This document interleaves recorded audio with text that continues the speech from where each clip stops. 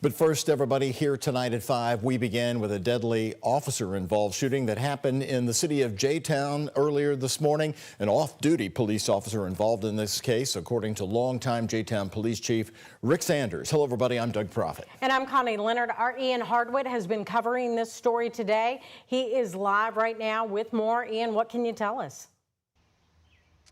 Connie, I can tell you that neighbors around here called 911 because of a guy walking up and down the road supposedly cracking some windows. We have one of them we can show you right now over here. We don't want to zoom in too much. I want to warn you, there's a little bit of blood on that window.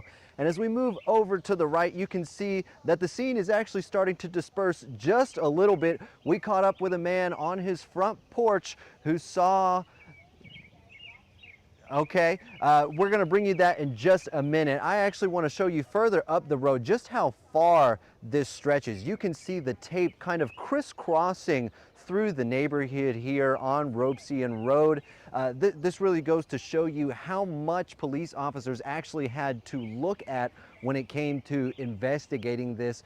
We're up here about 5 houses down from where the shooting took place. That's just one of the vehicles that was cracked. If we want to look at this blue car, you can see there's an evidence marker on top of it, and we can also see some cracked glass on the passenger side of that vehicle as well. But other than these 2 windows, we haven't seen any more of the cracked windows, so it seems to have really focused on the vehicles near the street over here.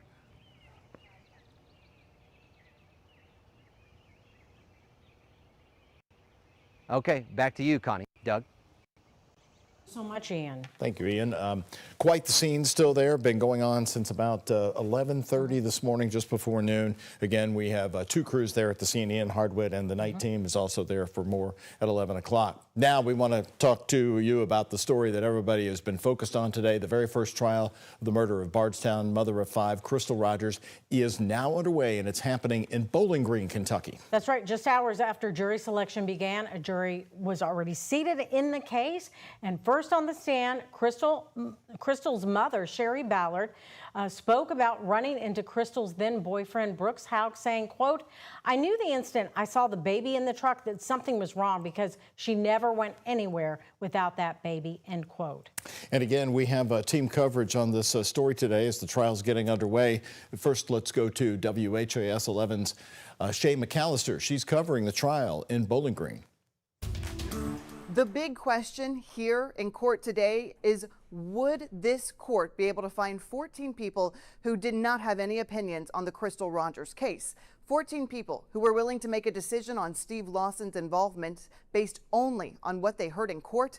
And the answer, it appears, is yes. This is the courtroom where nearly 85 potential jurors were called to report for jury duty in one of the most high-profile criminal trials in Kentucky history. Judge Charles Sims opened jury selection by explaining the move, why this case is being heard 90 miles from where the crime was reported. "I know you're probably thinking, this guy isn't from around here, and you're right," he said to the jurors. He went on to ask if anyone in the room knew anything about the Crystal Rogers case. Out of the dozens of people who were seated, all but 10 raised their hands. More questioning revealed 7 people not only knew about the case, but had an opinion on the case, and they were dismissed. Next, prosecutor Shane Young took over questioning, starting with an important statement. He looked at the jurors one by one and said, "We are not here to decide if Crystal Rogers was murdered and who committed that murder. That will be decided at a different trial next month." And 2 floors below the one where jurors were being questioned, Brooks Houck's attorneys were watching on a screen, taking notes. Meanwhile, Steve Lawson's attorney, Darren Wolf, talked to potential jurors about bias. He asked if those with police connections could stay open-minded. One woman, whose son and husband work in law enforcement, said, "Yes, I can form my own opinion." Another man who identified himself as a sworn officer said, "I believe in the legal system and its importance." And with that, both the prosecutor and the defense attorneys turned in their strike slips,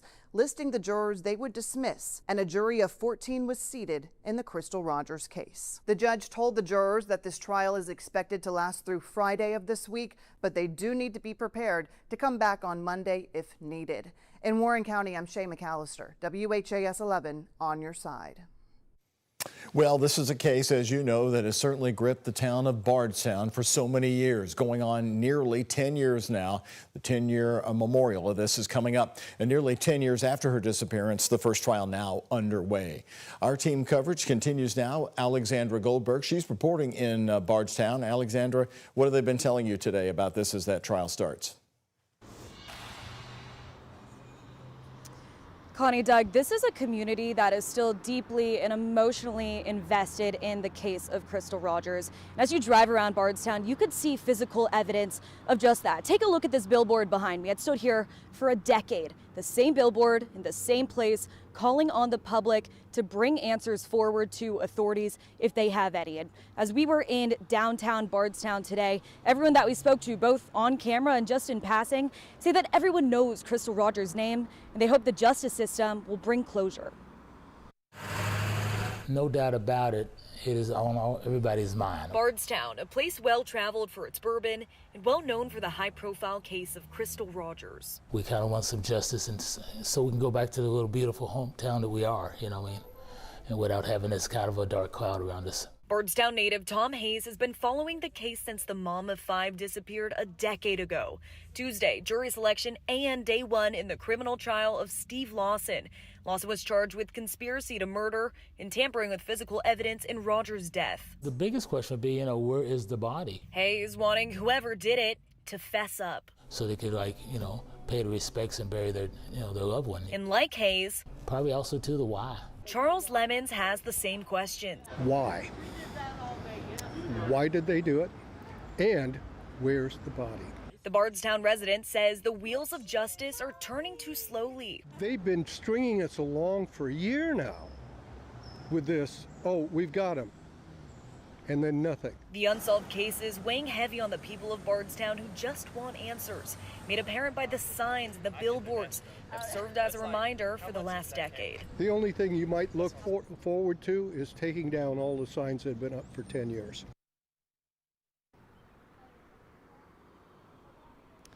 If you take a look at that billboard, you could see the font says Crystal Rogers was last seen in 2015 by Brooks Houck. Of course, Houck is not being tried in court this week, but is expected to appear in trial next month with Joseph Lawson. That's another move in this decades-long search for justice for Crystal Rogers. Live in Bardstown, Alexandra Goldberg, WHAS11 on your side. Connie, Doug.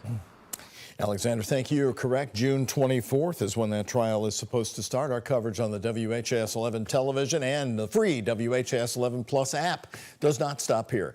Coming up at 5:30, WHAS legal analyst Nick Mudd of the Mudd Law Group is going to be here with Connie and I talking about the important developments today.